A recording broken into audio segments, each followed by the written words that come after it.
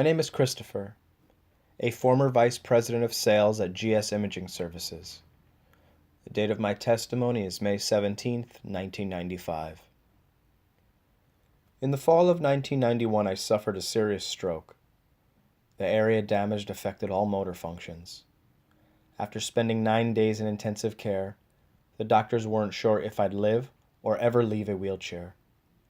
The following 8 months were spent in therapy at the Kessler Institute for Rehabilitation. I was discharged June 17, 1992. My balance was poor and I was barely able to walk, except for the use of a cane. On May 28, 1993, I met a master in Taekwondo, Dongjin Kim. Until that day, I needed a cane to go everywhere. As a practicing Catholic, I saw no harm in meeting with a Christian man who offered to help. There were no strings and no charge. He just wanted to help me. During our meeting, he gave me new insight into the spiritual world. He prayed over me, casting out demons. This was all very strange and new to me at the time. But the moment he finished praying, I commented on a trickle of sweat that ran down my chest. He felt there. It was dry.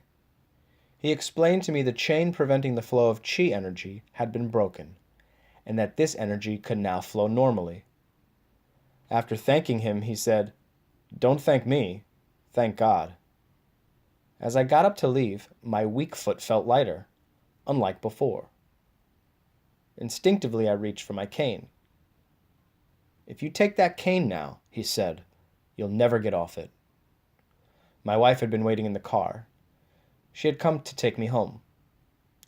It was then that I carried a new cane, barely 2 weeks old.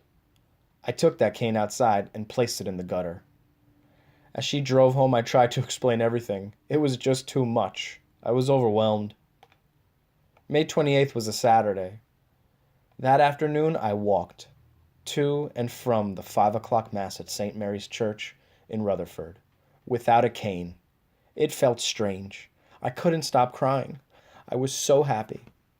After being impotent since the stroke, my potency returned 2 days later. 1 week later, my blood pressure plummeted. I called my doctor. He reduced my medications by more than half.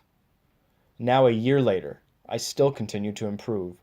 I still have a long way to go, but I keep improving. In April, I had a follow-up sonogram to check a blockage in my neck found last year.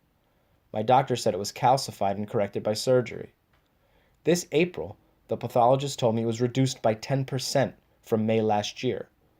My life has changed. My faith has strengthened. Now when I read the Bible, which was a rarity before, the words have true meaning. They have substance. As strange and unorthodox as all this sounds, how can I hesitate to doubt the words, "Where 2 or 3 gathered in my name, I am."